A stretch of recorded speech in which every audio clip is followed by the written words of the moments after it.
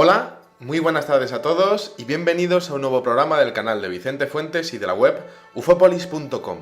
Presentaciones masivas, macroavistamientos, incidentes en todo el mundo con cada vez más casos, más objetos, cada vez más personas de cargos importantes hablando de la realidad del fenómeno ovni. Bueno, en este programa vamos a hablar sobre el Unumpentium, el combustible que supuestamente habría sido utilizado en algunos de los platillos volantes que estarían en manos del gobierno estadounidense. Y es que se habla de la base de Wright-Patterson, la base de Dulce, Nuevo México, la base de Kapustin Yar en Rusia, pero a día de hoy no se ha conseguido esclarecer qué fue realmente lo que ocurrió en 1989 cuando un físico de nombre Bob Lazar salió en un programa de televisión de Las Vegas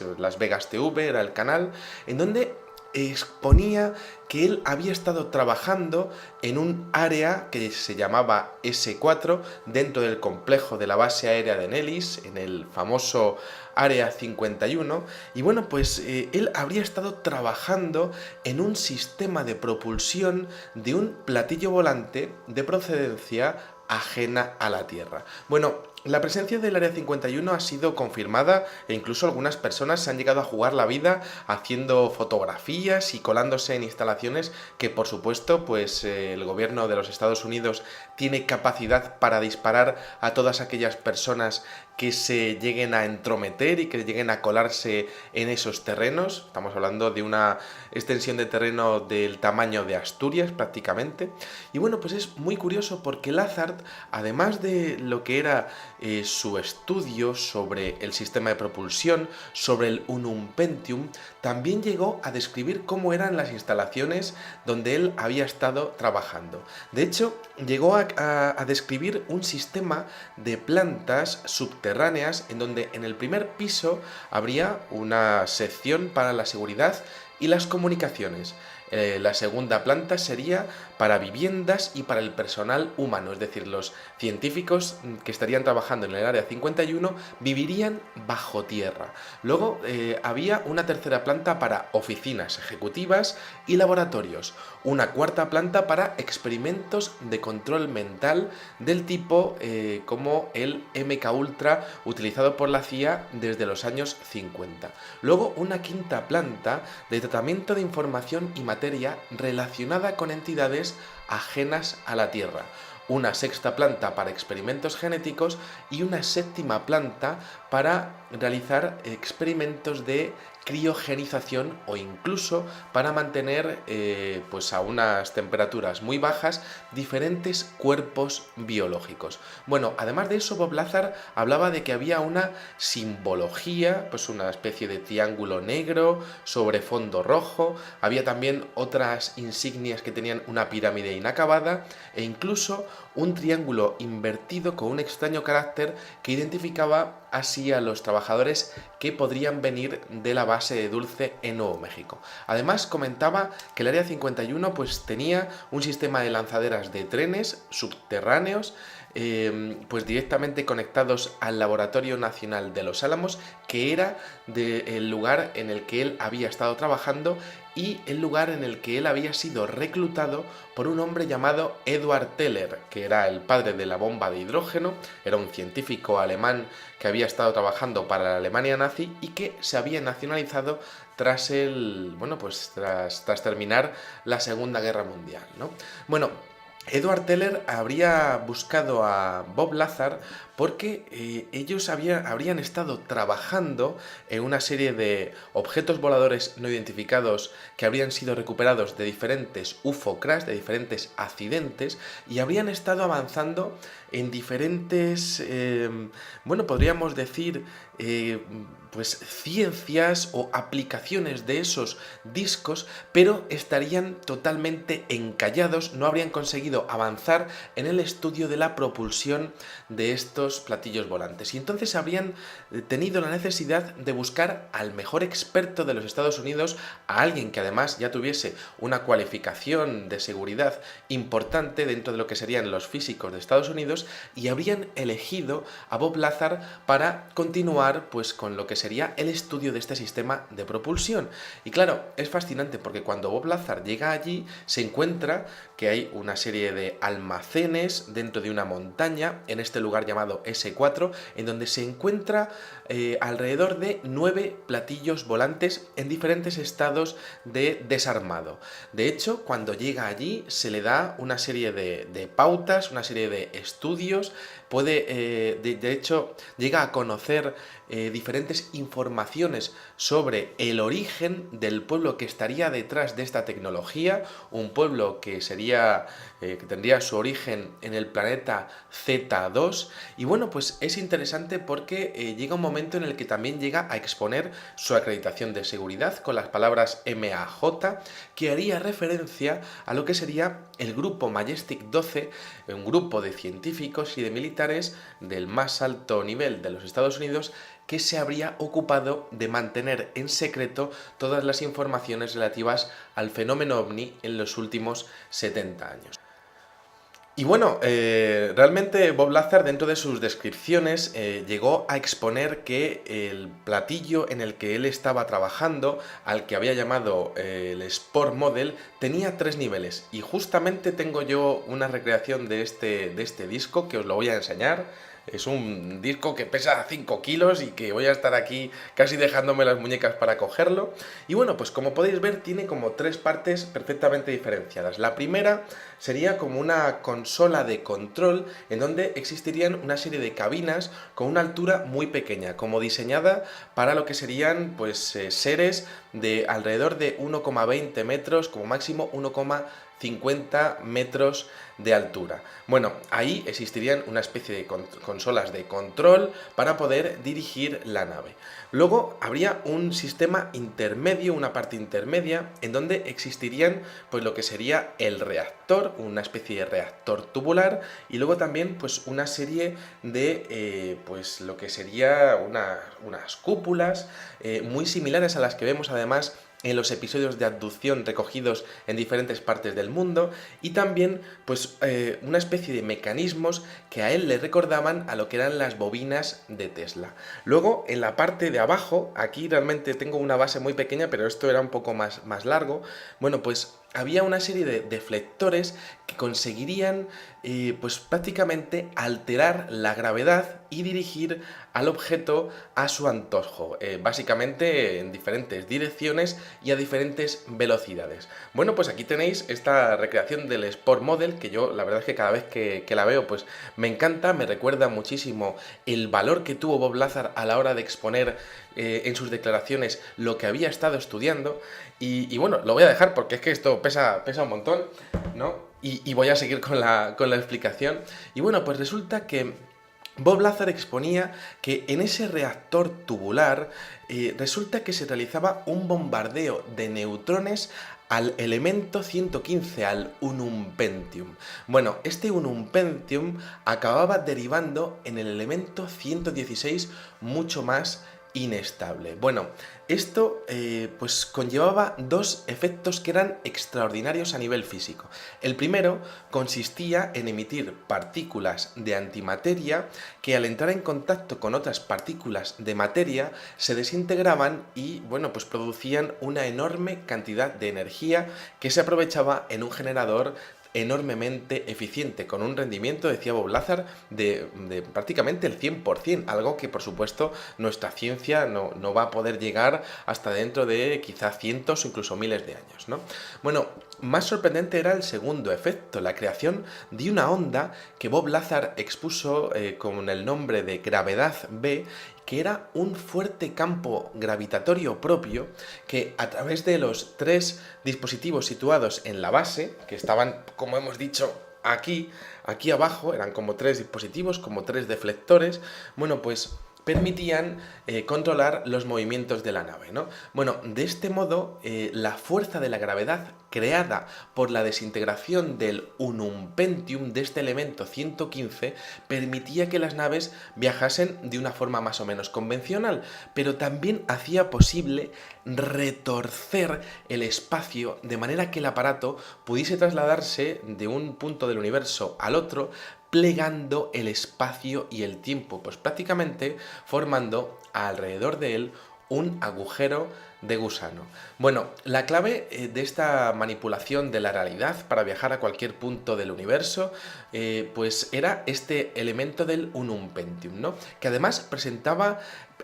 propiedades ópticas que eran increíbles, porque por ejemplo Bob Lazar exponía que en algunos experimentos que realizaron, pues aquel disco, bueno, pues presentaba que de repente, pues elementos de transparencia, ¿no? Y de repente, pues lo que sería uno de los sectores, pues llegaba a verse totalmente transparente e incluso se llegaban a ver como diferentes caracteres en un lenguaje que para ellos era totalmente desconocido. Bueno, según la versión de Lazar, no habría sido posible comprender en su totalidad la ciencia que estaba detrás de este unum pentium, pero bueno, lo cierto es que, claro, esto ocurre en 1989, en aquel año no se conocía ese elemento, se podía teorizar, pero no se había sintetizado, no se conocían sus propiedades, y lo cierto es que muchas de las cosas que decía Bob Lazar realmente se han acabado comprobando científicamente como reales,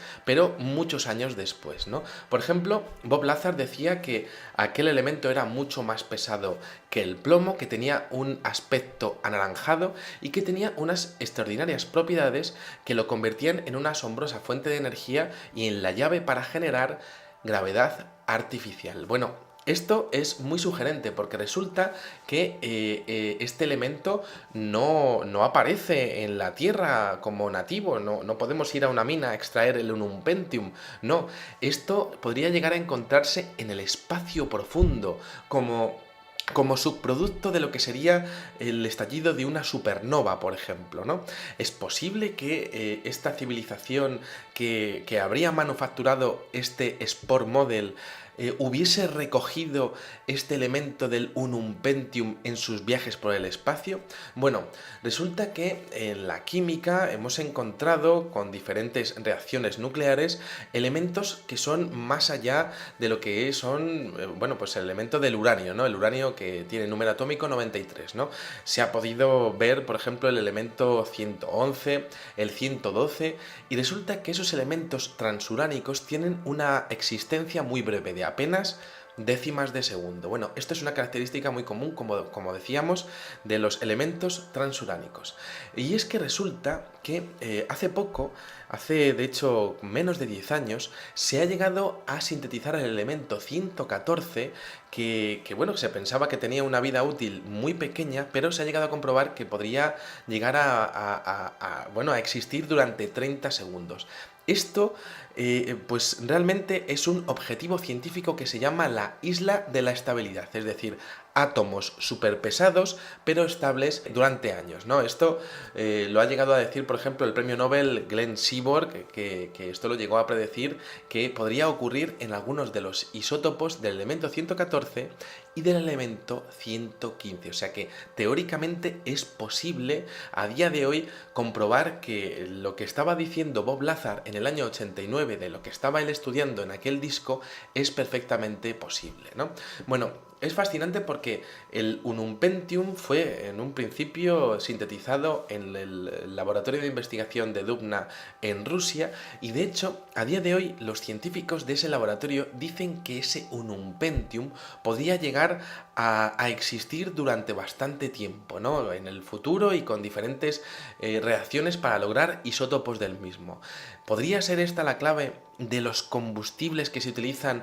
para viajes de largas distancias en el universo? De hecho, Bob Lazar estaba estudiando algo a lo que el hombre podrá llegar en el futuro. ¿Son los extraterrestres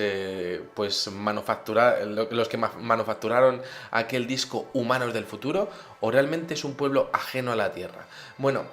Una cosa que me parece interesantísima de este Unum Pentium es que está en la misma columna que el bismuto. Y resulta que el bismuto,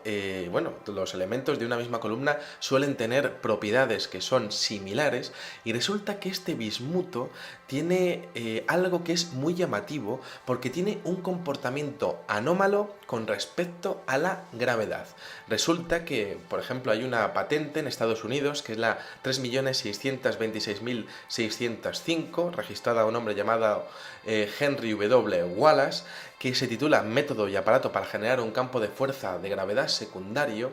en donde este hombre descubre que un proyectil fabricado con el bismuto, recordemos, el elemento que está justo por encima del Unum Pentium, bueno, pues si un proyectil con bismuto gira a gran velocidad, llegaría a una distancia mayor de lo que correspondería según la mecánica de Newton. Es decir, si cogemos el bismuto y lo tiramos hacia el suelo, va a una velocidad mayor de lo que debería de ir. Es decir, que podría presentar lo que serían propiedades antigravitatorias, y esto es curiosísimo porque encontramos esas propiedades en el elemento que está por encima en la tabla periódica de nuestro Unum Pentium, ¿no? Bueno, otra cosa que me parece curiosísima es que la cristalización de los cristales de bismuto está formando pues curiosas formas como de espirales cuadradas, y estas espirales cuadradas además están formando pues lo que serían mosaicos que son muy similares a los utilizados en las grecas mayas que adornan tanto los edificios relacionados con sus dioses como los edificios relacionados con la astronomía. Y esto es fascinante porque esta cristalización se puede ver a simple vista, y incluso si lo podemos ver en un microscopio electrónico, pues es algo bueno, pues fascinante de ver. Las fotografías son preciosas, pero claro, estamos hablando de que la clave de este bismuto es la antigravedad,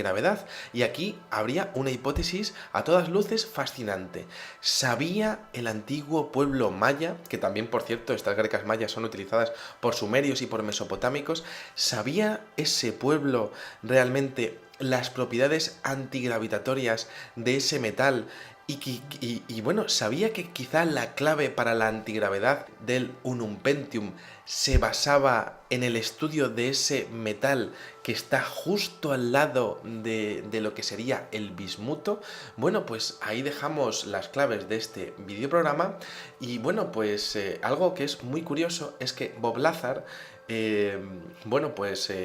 había estudiado en el Instituto Tecnológico de Massachusetts, también en el Instituto Tecnológico de California, estaba trabajando en el Laboratorio Nacional de Los Álamos. Bueno, pues sus acreditaciones quedaron borradas tras comentar que él había estado trabajando en este tipo de instalaciones y en este tipo de tecnologías relacionadas con el Unum Pentium. ¿Es posible que exista una trama dentro del gobierno de los Estados Unidos que trate de borrar todas las acreditaciones, terminar con las personas que llegan a decir la verdad sobre lo que está ocurriendo con el fenómeno ovni? ¿Fueron directamente a por él, a por Bob Lazar, cuando se le ocurrió realmente pues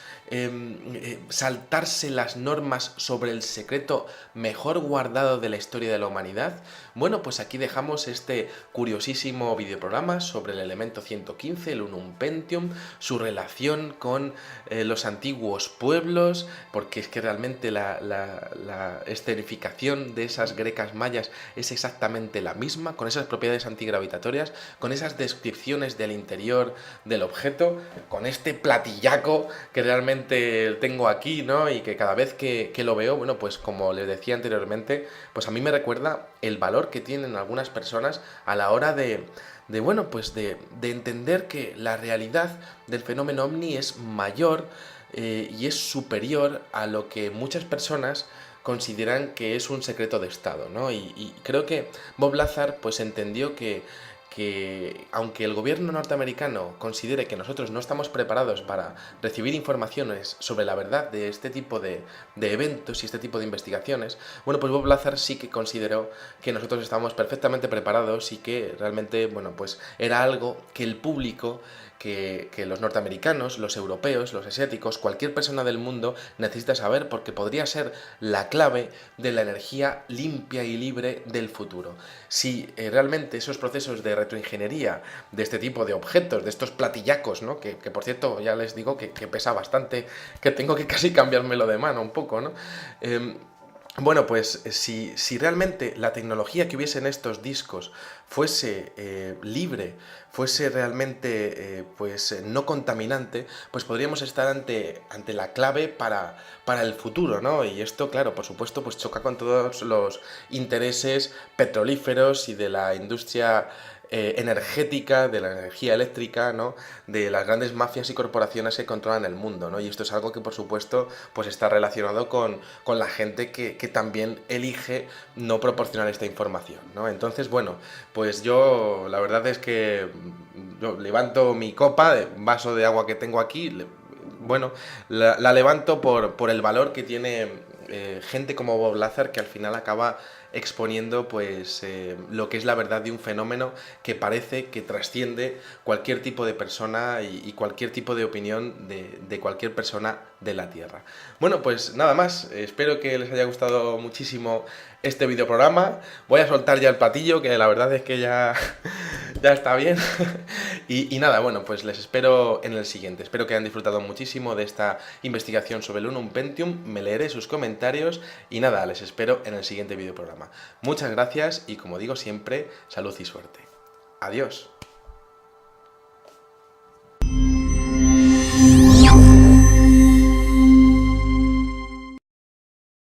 En un programa de televisión de Las Vegas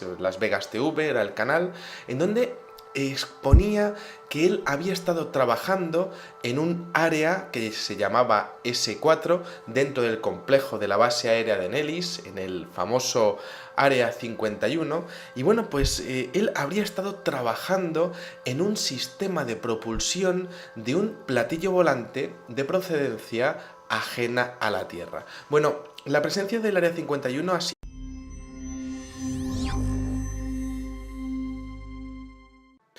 Hola, muy buenas tardes a todos y bienvenidos a un nuevo programa del canal de Vicente Fuentes y de la web ufopolis.com. Presentaciones masivas, macroavistamientos, incidentes en todo el mundo, con cada vez más casos, más objetos, cada vez más personas de cargos importantes hablando de la realidad del fenómeno OVNI. Bueno, en este programa vamos a hablar sobre el UNU confirmada, e incluso algunas personas se han llegado a jugar la vida haciendo fotografías y colándose en instalaciones que, por supuesto, pues el gobierno de los Estados Unidos tiene capacidad para disparar a todas aquellas personas que se lleguen a entrometer y que lleguen a colarse en esos terrenos. Estamos hablando de una extensión de terreno del tamaño de Asturias prácticamente. Y bueno, pues es muy curioso porque Lazar, además de lo que era su estudio sobre el sistema de propulsión, sobre el Unum Pentium, también llegó a describir cómo eran las instalaciones donde él había estado trabajando. De hecho, llegó a describir un sistema de plantas subterráneas en donde en el primer piso habría una sección para la seguridad y las comunicaciones. La segunda planta sería para viviendas y para el personal humano, es decir, los científicos que estarían trabajando en el Área 51 vivirían un Pentium, el combustible que supuestamente habría sido utilizado en algunos de los platillos volantes que estarían en manos del gobierno estadounidense. Y es que se habla de la base de Wright-Patterson, la base de Dulce, en Nuevo México, la base de Kapustin Yar en Rusia, pero a día de hoy no se ha conseguido esclarecer qué fue realmente lo que ocurrió en 1989 cuando un físico de nombre Bob Lazar salió